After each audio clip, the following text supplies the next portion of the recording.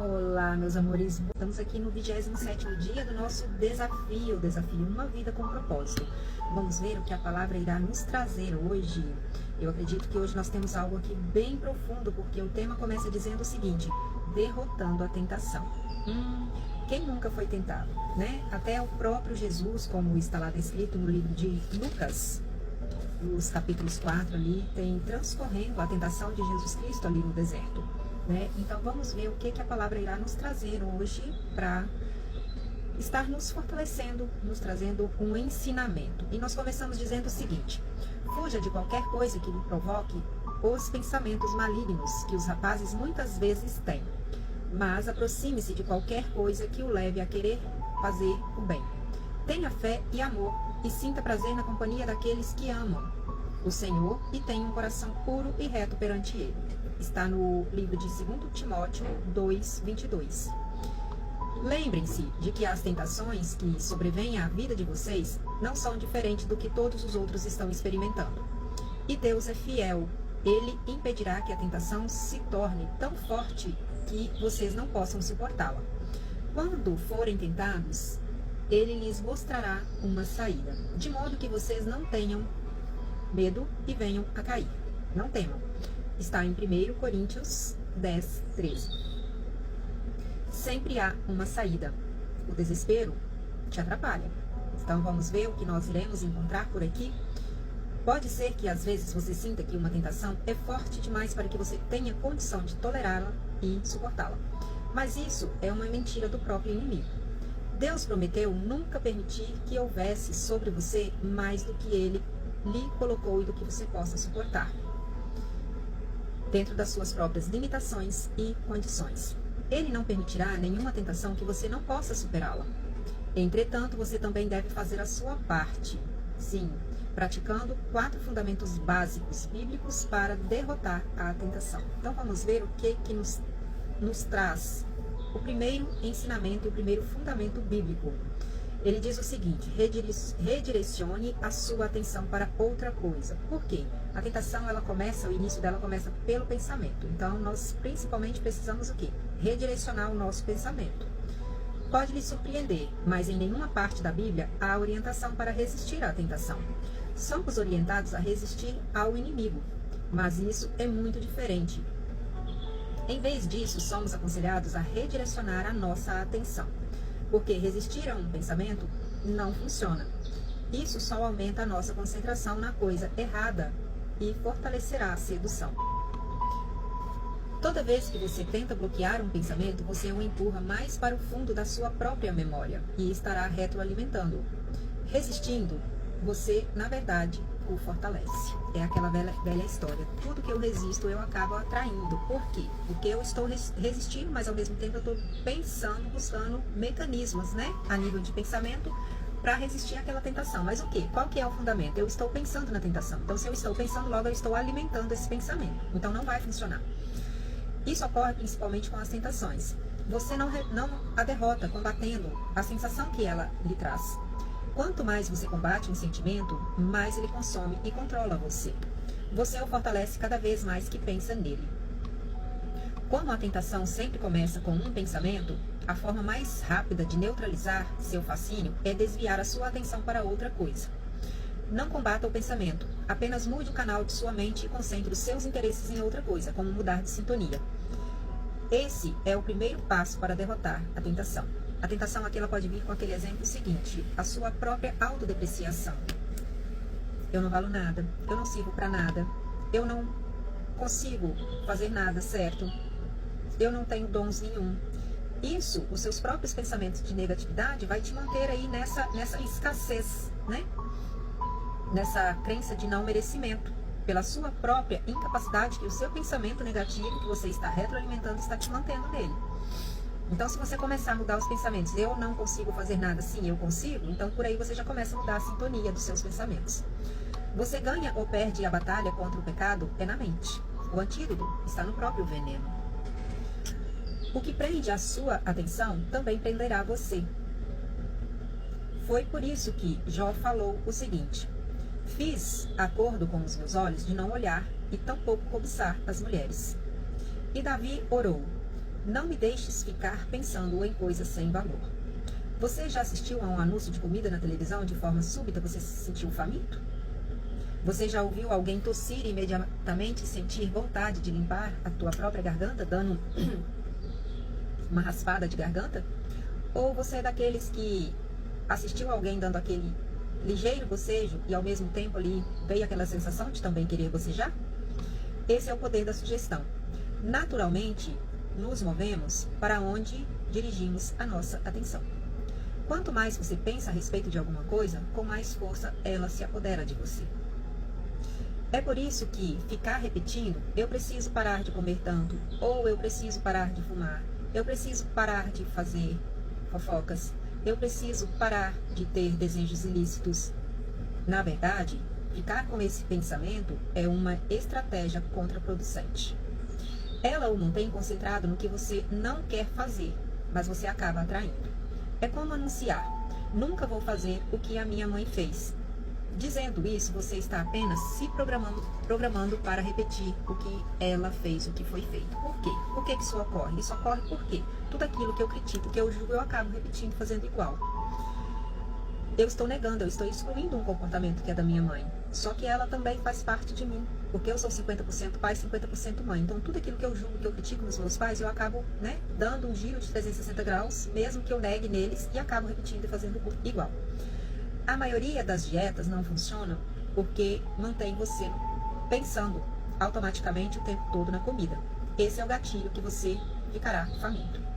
Do mesmo modo, um orador que fique repetindo para si mesmo: não fique nervoso, não fique nervoso, não fique nervoso, ele vai acabar ficando o quê? Nervoso. Programe-se para ficar nervoso. Quando você está no não ficar nervoso, você está se programando. Em vez disso, ele deveria concentrar os seus pensamentos em qualquer outra coisa. Em relaxar, que vai dar tudo bem, que todo o conteúdo que ele precisa passar, ele já tem autodomínio, e acreditar que Deus, é que será o porta-voz principal. Isso ajuda a evitar a ansiedade, exceto nas suas sensações. Poderia concentrar-se em Deus, na importância do discurso ou nas necessidades dos que irão ouvi-la, É aquilo que a gente usa dizer: não sou eu quem estarei falando, Mas sim Ele através de mim. A tentação começa capturando a sua atenção. O que capta a sua atenção desperta as suas emoções. Então as suas emoções ativam o seu comportamento e você age baseado no que você sente. Você acaba pensando que você é o que você sente. Quanto mais você se concentra em eu não quero fazer isso, com mais força isso o aprisionar em sua própria teia. Ignorar a tentação é muito mais eficiente do que combatê-la. Uma vez que sua mente esteja focada em alguma outra coisa, a tentação perde por si só a sua força. Então, quando a tentação o chamar ao telefone, simplesmente não descuide. Não discuta com ela, apenas desligue. Não é raro que isso signifique sair fisicamente de uma sensação tentadora. Trate-se, então, de uma ocasião em que, por alguns determinados momentos, você irá precisar fugir sim. Por exemplo, desligando a TV, afastando-se de um grupo de fofoca, deixando o cinema no meio do filme. Não fique evitando o ferrão. Afaste as abelhas de si. Faça o que for necessário para desviar a sua atenção para outra direção. Da perspectiva espiritual, a mente é o órgão mais vulnerável que nós temos. Para reduzir a tentação, mantenha-a ocupada com a palavra de Deus e com bons pensamentos. Você derrota os maus pensamentos pensando em algo melhor. É o princípio da substituição. Você sobrepuja o mal pensando no bem. O inimigo não pode tomar a sua atenção quando a sua mente está preocupada com algo a mais, com algo produtivo, com algo eficiente. É por isso que a Bíblia insiste em que mantenhamos a mente direcionada. Fixem os olhos pensando em Jesus e lembrem-se de Jesus, dos seus ensinamentos. Encham a mente de vocês com tudo que é bom e que merece elogios. Isto quer dizer que tudo que é verdadeiro, tudo que é digno, tudo que é correto, puro, agradável e decente. Se você realmente quer derrotar a tentação, deve administrar a sua mente e controlar o que absorve, principalmente nas mídias. As mídias têm sido, assim, um campo cheio, uma porta aberta tremenda para as tentações. Então, assim, é muito fundamental que a gente esteja policiando aquilo que está na nossa frente ali nas telas, né? O mais sábio homem que já viveu advertia: tenha cuidado com o que você pensa, pois a sua vida é dirigida pelos seus próprios pensamentos. Não permita que lixos entrem em sua mente sem critério algum. Seja seletivo. Escolha cuidadosamente aquilo em que pensar e aquilo em que ver. Siga o exemplo de Paulo. Levamos cativo todo pensamento para torná-lo obediente a Cristo. Isso exige a prática de toda uma vida, mas com a ajuda do Espírito Santo você pode sim reprogramar a sua forma de pensar. Romanos 12, 2 vai nos dizer o seguinte: não vos conformeis com este mundo, mas transformai-vos pela renovação da vossa mente. Então aqui começa todo esse movimento de mudar os próprios pensamentos, né? E renovar os pensamentos na mente. Revele a sua luta a um amigo devoto ou a um grupo de apoio. Esse é o segundo fundamento de base que a Bíblia nos deixa, né? Para estarmos aqui como ferramenta para vencer as tentações. Você não tem de espalhar para todo mundo, mas precisa ao menos de uma pessoa com quem possa abertamente partilhar da sua luta. E a Bíblia nos diz o seguinte: é melhor ter um amigo do que ficar sozinho. Se você cai, o seu amigo pode ajudá-lo a levantar-se. Mas se você cai sem ter um amigo por perto, está realmente em dificuldades de conseguir se levantar com mais rapidez. Deixe-me ser claro mediante a esse aspecto. Se você está perdendo a batalha contra um mau hábito persistente, por exemplo, um vício ou uma tentação, e estar emperrado em um ciclo repetitivo de intenção, fracasso e culpa, não irá se recuperar por conta própria. Sozinho é muito mais difícil. Você precisa sim de ajuda de outras pessoas que sejam capacitadas a te darem orientações assertivas. Não é ficar saindo e falando para qualquer um, porque muitas das vezes você falar para quem não tem condição de te ajudar, pode vir a te atrapalhar. Você precisa de ajuda de outras pessoas. Algumas tentações são vencidas somente com a ajuda de um parceiro, em muita oração por você e o incentivando. Alguém a quem você possa prestar contas. O plano de Deus para o seu crescimento e libertação inclui sim os outros cristãos. A comunhão honesta e autêntica é o antídoto para a sua luta solitária contra os pecados difíceis de vencer. Deus diz que essa é a única forma de conseguir escapar. Portanto, confesse os seus pecados uns aos outros e orem uns pelos outros para serem curados. Quando eu confesso o meu pecado a Deus, eu estou reconhecendo e me redimindo perante Deus como pecador. Mas quando eu confesso o meu pecado ao próximo, eu estou tomando a legalidade, né? Porque quando eu peco, eu fico como se tivesse um documento que possa ser usado contra mim na mão do inimigo. Então, quando eu confesso a Deus, eu estou me redimindo, né? Perante Deus como pecador. E Ele é capaz sim de me perdoar, mas quando eu confesso para o meu próximo, ali eu estou tomando esse documento da mão do inimigo para que ele não venha usar posteriormente em outras situações contra mim. Você realmente quer ser curado daquela tentação persistente que o segue derrotando continuamente? A solução de Deus é simples. Não a reprima, confesse. Não a oculte, exponha. Expor os seus sentimentos é o início da cura. Esconder a dor só a intensifica. Os problemas crescem na escuridão, tornando-se cada vez maiores, mas, expostos à luz da verdade, eles simplesmente murcharão. Suas enfermidades têm a medida de seus segredos. Segredos de família, segredos pessoais, se tornam legalidades na mão do inimigo. Então, tire as máscaras, pare de fingir ser perfeito e venha para a liberdade. Na igreja de São de Black, temos visto o impressionante poder desse princípio romper o domínio de tentações persistentes e de vícios aparentemente irrecuperáveis, por meio de um programa desenvolvido por nós chamado de Celebrate Recovery, ou seja, celebrando a recuperação. É um processo bíblico de recuperação com 8 etapas, baseado nas bem-aventuranças de Jesus e fundamentado em torno de pequenos grupos de apoio.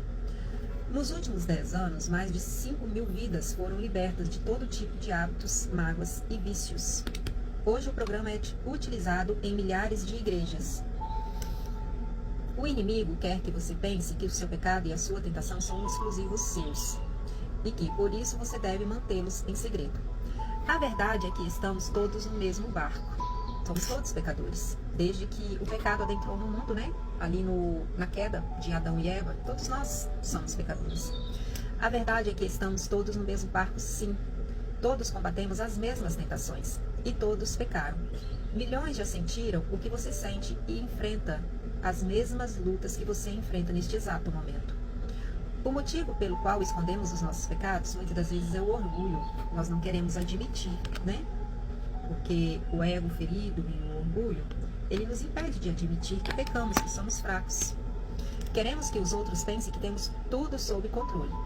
A verdade é que qualquer assunto sobre o qual você não possa falar já está fora do controle da sua própria vida. Problemas com finanças, problemas no casamento, questões com as crianças na educação dos filhos, pensamentos de imoralidades, hábitos secretos ou qualquer outra coisa se tornam legalidades. Se você pudesse resolvê-los por conta própria, já o teria feito. Mas não pode. Decisões pessoais e força de vontade não são suficientes.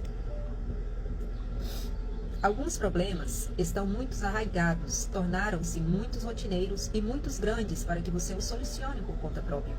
Você precisa sim de um grupo pequeno ou de um parceiro para prestar contas e conseguir se abrir, que vai então incentivá-lo, apoiá-lo, orar com você, amá-lo incondicionalmente e chamá-lo à responsabilidade. A autorresponsabilidade é o primeiro passo.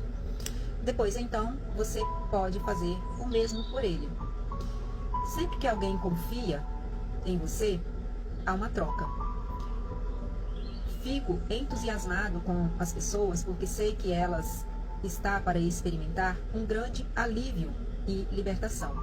A válvula de pressão está para ser aberta e pela primeira vez ela vislumbrará uma esperança para o futuro.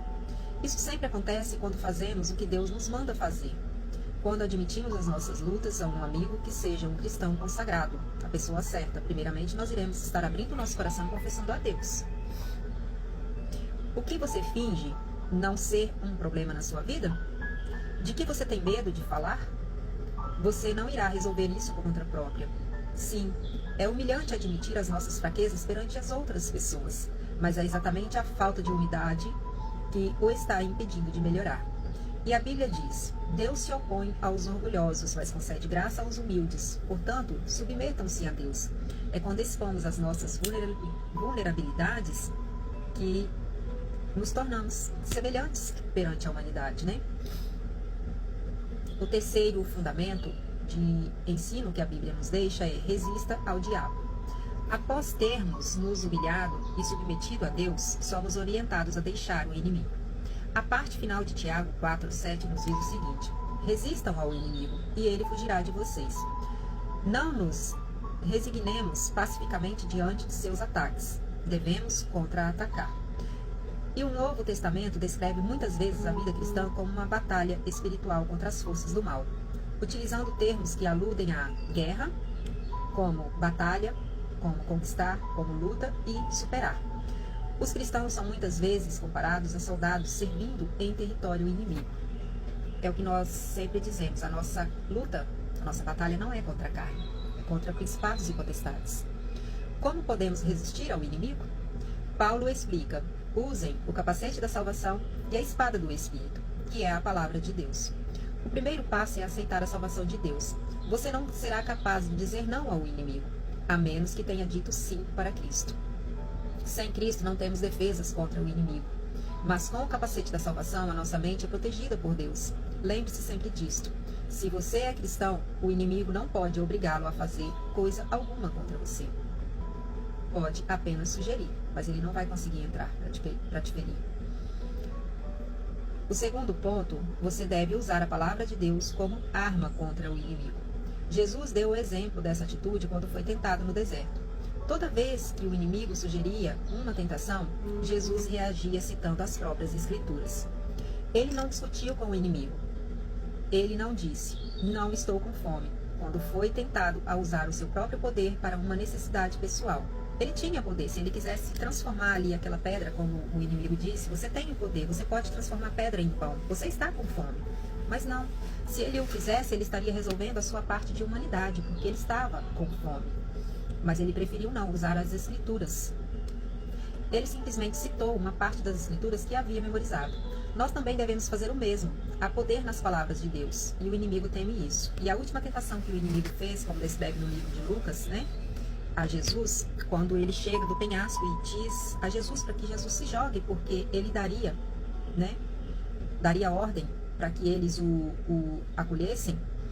Ele esqueceu de uma única palavra, que ele não o protegeria por todos os lugares. Por todos os lugares, somente Deus, somente Cristo poderá nos proteger, né? Então, o inimigo, muitas das vezes, ele vem e te oferece proteção, mas ele não pode te proteger por todos os lugares. Isso somente Cristo.